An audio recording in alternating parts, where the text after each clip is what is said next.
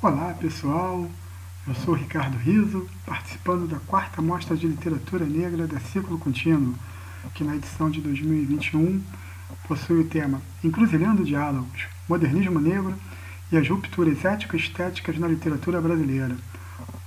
Neste vídeo falarei para vocês de negrismo, a representação modernista da negra e do negro. Então, vamos lá.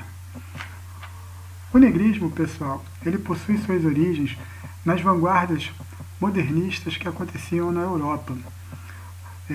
Movimentos como o expressionismo alemão de Emil Nolde, o fauvismo de Henri Matisse e principalmente o que ficou mais famoso desses todos, o cubismo de Pablo Picasso e George Braque, vão se utilizar da estatutária da arte africana para servir como inspiração na representação do corpo humano nas suas artes. Eles vão ver a distorção da forma da figuração humana como o incentivo necessário para a construção dessas vanguardas. É claro que isso, na Europa dessa época, anos antes, começaram a surgir os museus etnográficos, também exposições sobre arte negra ou arte africana em diferentes cidades europeias, o que facilitou o contato desses autores com essas obras. Inclusive, fotos de peças de arte africana nos ateliês desses artistas. Então foi uma referência bastante forte e pulsante para o desenvolvimento dessas artes. No continente americano, na América Latina e no Caribe, a gente vai ter, a partir da década de 10, década de 20, diferentes intelectuais desses países pensando a identidade nacional dos seus lugares, o que seria toda essa mistura de raças, e como que elas poderiam ser abordadas. No Caribe, a gente tem que pensar o seguinte: as ilhas estavam sob intervenção dos Estados Unidos. Havia a ocupação militar, e principalmente um processo bastante agressivo de assimilação cultural.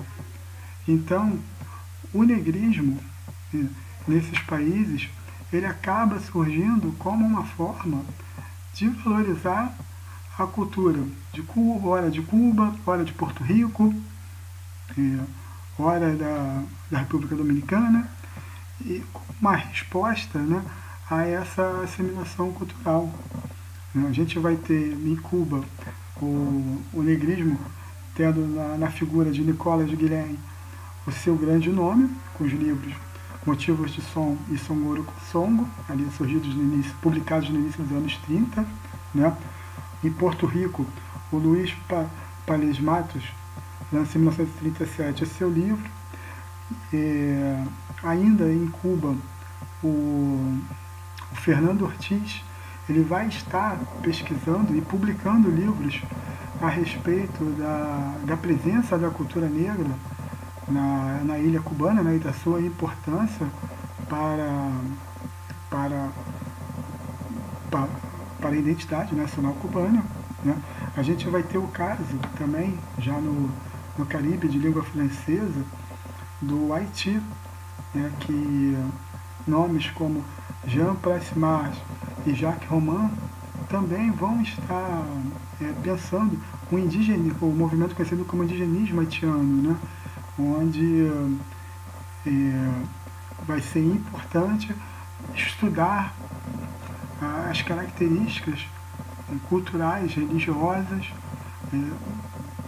dos negros haitianos e mostrar o valor e a riqueza dessas culturas para a constituição identitária do Haiti. né? O Jean Paul Simard, é um etnólogo, que ele vai pesquisar principalmente o vodou e a língua crioulo, né? Para resgatando histórias, né, do seu país. E o negrismo, pessoal, ele não tem um manifesto, né, que vá ser seguido em todos os países, mas ele vai apresentar características gerais que dialogam nos diferentes lugares, né? O negrismo ele vai participar desse projeto de integração, né, identitária, buscando, né, uma identidade, buscando participar da construção de uma identidade nacional em que se valorizasse as diferentes culturas, mas no caso do negrismo é, claro, a identidade negra. E só que essa cultura negra ela vai estar submissa às culturas europeias, tá? Ela vai estar submetida, né, numa ordem hierárquica que os modelos culturais europeus se manterão hegemônicos, tá? O negrismo vai procurar resgatar a história dos negros, tanto nos seus diferentes países como no continente africano, tá? Vai procurar resgatar os mitos, as lendas, né, os contos orais, vai se influenciar pelas práticas religiosas da população negra em cada um desses países, né? E também, no caso da literatura, o negrismo vai fazer uso da oralidade, da forma de se expressar dos negros, né? O texto vai ser contaminado, entre aspas, por essa influência desse falar negro, mas não que isso represente, de fato, uma transgressão nas línguas oficiais desses países, né? Mas apenas uma característica que vai marcar por palavras, pelo uso de onomatopeias, pelo uso da literação, né? Pelo uso de versos com um ritmo que lembra instrumentos percussivos, né? E principalmente uma característica de imitar a fala dos negros, né? Da população negra. Então, no caso da literatura, o negrismo vai apresentar essa parte, né? Vai apresentar essa característica. No caso brasileiro, né, aqui eu vou focar na poesia, né? Não vou falar do romance, em razão do nosso curto espaço aqui de exposição. A gente vai ter o Manifesto Antropofágico, em 1928, só que o Manifesto do Oswald de Andrade, só que o Manifesto Antropofágico, ele vai seguir uma tradição do indianismo, né, que já acontecia no romantismo, né, que exaltava a figura do índio como integrante dessa formação do brasileiro, mas que depois esse índio seria eliminado. No Manifesto Antropofágico, nós vamos ter a questão tupi ou not tupi, né? E mais uma vez o negro ele vai estar no segundo plano ou até mesmo excluído dessa condição, né? Para a formação dessa suposta identidade nacional. Por outro lado, Mário de Andrade vai falar da necessidade do brasileiro se abrasileirar, né, de buscar referências para fora das europeias. E essas referências, obrigatoriamente, elas serão encontradas aqui no Brasil, mas dentro daquilo que ele chamava de primitivismo, tá?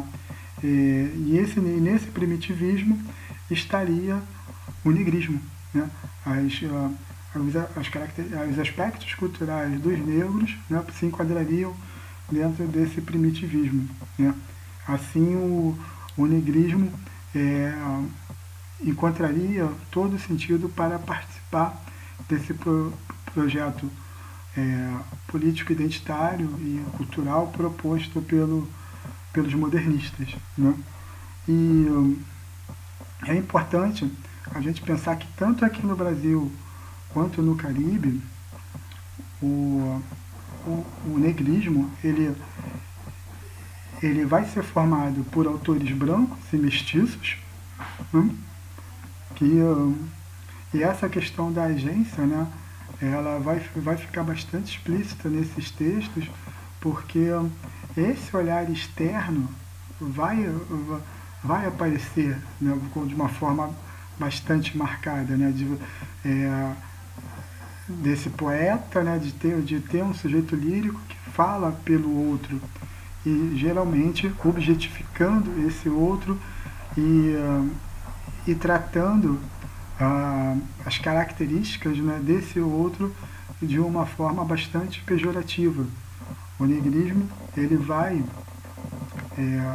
mais uma vez, né, como já acontecia em outras manifestações, ele vai marcar os estereótipos dos negros, esses estereótipos que até hoje são usados como características para discriminar a população negra, né? Então, o negrismo, nesse sentido, ele acaba sendo algo que nós negros acabamos tendo um olhar bastante crítico, mas o que não impede e exige de nós a obrigação de estudarmos e conhecermos esse movimento, né? E nesse sentido, eu trago aqui um trecho de um poema do Jorge de Lima, chamado Olá Negro, que diz o seguinte: os netos de teus mulatos e de teus cafuzos, e a quarta e quinta gerações de teu sangue sofredor, tentarão apagar a tua cor. E as gerações dessas gerações, quando apagarem a tua tatuagem execranda, não apagarão de suas almas a tua presença, negro. Esse é o poema do Jorge de Lima, né, que ficou famoso pelos seus poemas negros, publicado em 1927. E aqui a gente percebe o ideal de embranquecimento, né, que o movimento modernista, de certa forma, ele vai procurar seguir, né, para seguindo, infelizmente, as teorias racistas, né, que ficaram famosas no Brasil a partir do final do século XIX e que nesse período da década de 20 ainda eram extremamente fortes, né, essa ideia da inferiorização do negro era extremamente marcada aqui no Brasil. E o modernismo vai ter como característica, principalmente na obra de Mário de Andrade, esse apaziguamento, né, das relações raciais. Não vai ser um olhar de confronto, então, de tensionamento dos problemas que se anunciavam naquela época e da condição de inferioridade do negro. Falando em Mário de Andrade, cabe a leitura de um outro poema dele, no seu livro chamado Poemas da Negra, publicado em 1929, cujo título é Estou com medo. Estou com medo. Teu beijo é tão beijo, tua inocência é dura, feita de camélias. Ó, meu amor, não somos iguais. E aqui essa mulher negra que vai aparecer, essa mulher negra ela vai aparecer em diferentes momentos dos poetas negristas e sempre com um olhar ela sempre silenciada, né? E esse sujeito lírico do Mário de Andrade apresentando o seu conflito, né, com a questão racial, a sua dificuldade de demarcar o seu pertencimento racial e ainda que atraído por essa mulher, a sua dificuldade em aceitar esse relacionamento. Um outro poema que é um dos mais marcantes desse período do negrismo aqui no Brasil, de novo, do Jorge de Lima, eu vou ler só uma parte dele, é o Essa Negra Fulô, que vai dizer o seguinte: o senhor foi açoitar sozinho a negra Fulô. A negra tirou a saia e tirou o cabeção, de dentro dele pulou. Nuinha, a negra Fulô. Essa negra Fulô. Essa negra Fulô. Tá? Então esse corpo da mulher negra tratado como objeto, né? Mais uma vez sem fala, né? E na relação promíscua, né? Sem nenhuma tensão, sem nenhum tensionamento dessa relação do período colonial, né? Da perversidade dessa relação, e na qual esse senhor colonizador ele está agindo ali como se fosse um passivo da história.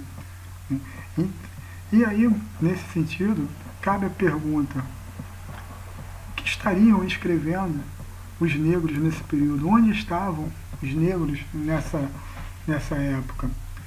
E exatamente na cidade de São Paulo havia uma imprensa negra bastante atuante, um associativismo negro bastante atuante, e eu posso destacar o nome de Lino Guedes nesse período, que ele participou ativamente da imprensa negra, né? Foi ora fundador, ora diretor de jornais como o Jornal Progresso e o Jornal Getulino, e também autor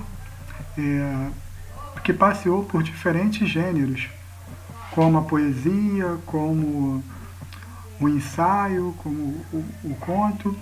Então, e o Lino Guedes, ele vai trabalhar, conforme Roger Bastide nos conta, Roger Bastide lá nos anos 40, né, ele vai estar pesquisando a poesia afro-brasileira, né, no famoso artigo seu da década de 40, ele vai estar tratando essa poesia do Lino Guedes como uma poesia de um caráter puritanista bastante acentuado, né, de uma carga moral, exigindo dos negros um comportamento que se enquadrasse nos preceitos da sociedade burguesa e branca, né?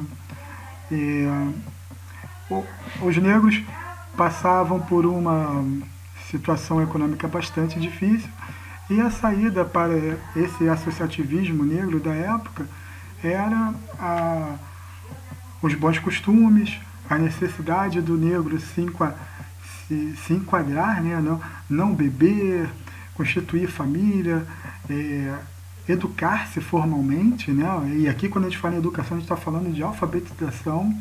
Então, o negro estava numa fragilidade, né, econômica e social, por falta de empregos também, bastante acentuada. E eu quero destacar um trechinho do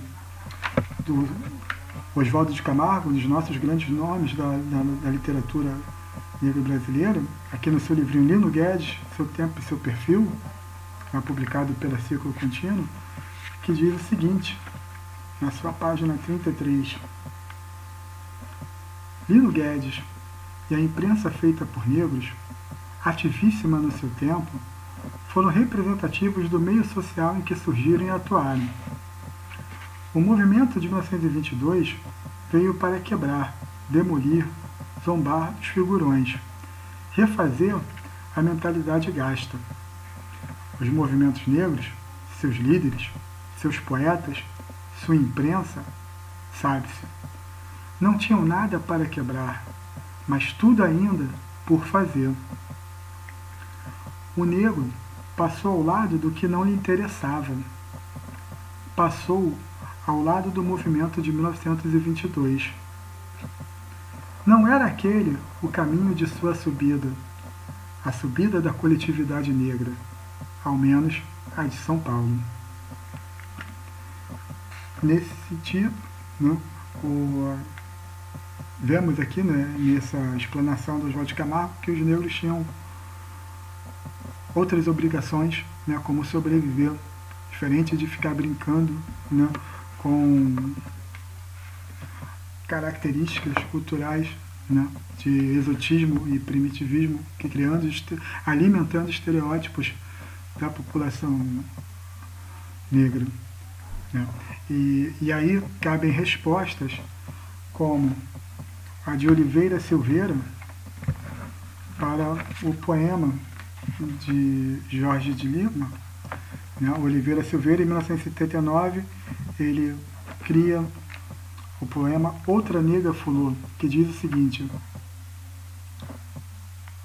o senhor foi assaltar a outra nega fulô. Ou será que era a mesma?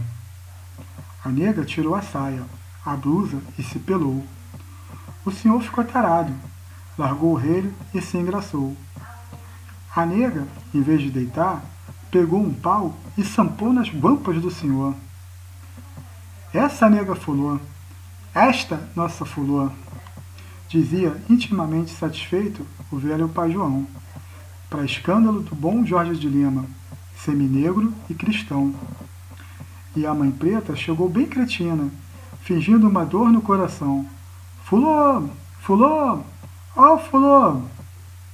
Assim a burra e besta perguntou: onde é que estava o senhor que o diabo lhe mandou? Ah, foi você que matou? Sim, fui eu que matou, disse bem longe a fulô. Pro seu negro, que levou ela pro mato, e com ele, aí sim ela deitou. Essa nega fulô, esta nossa fulô. E assim Jorge de Lima encerra o seu poema.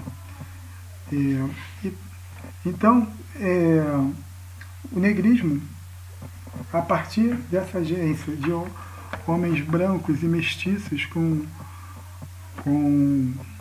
o seu olhar distanciado, mas de se apropriar dos aspectos culturais dos negros, né, legou a nós, a nossa população e a história da literatura brasileira, o lugar do estereótipo. Tá? E ainda assim, um movimento extremamente necessário para todos nós, como já frisei aqui, que temos que estudá-lo, passar por ele, conhecê-lo, sempre discuti-lo. Para encerrar, trago um poema de Ney Lopes, chamado Candombloro. Diz o seguinte, a propósito de afro-sambas: os poetas negristas, cabelouros bastos, vestiam onomatopeias e saíam nos livros em candombes alucinados. Tumba calumba, retumba mondongo, formavam comparsas atlânticas, pacíficas, congas, lubolas, quimbundas, arrebanhando multidões a cada tiragem. Bumba sandunga, maiombe macumba, os poetas negristas, costumbristas, deslumbrados, ouviam o galo cantar, mas não sabiam ao certo onde e porquê. Candomboro é candombolo, o galo cantava. E assim encerra aqui, pessoal, a minha participação. Parabéns, Ciclo Contínuo, por mais esta edição deste importante evento. Muito obrigado, um grande abraço para todos e todas.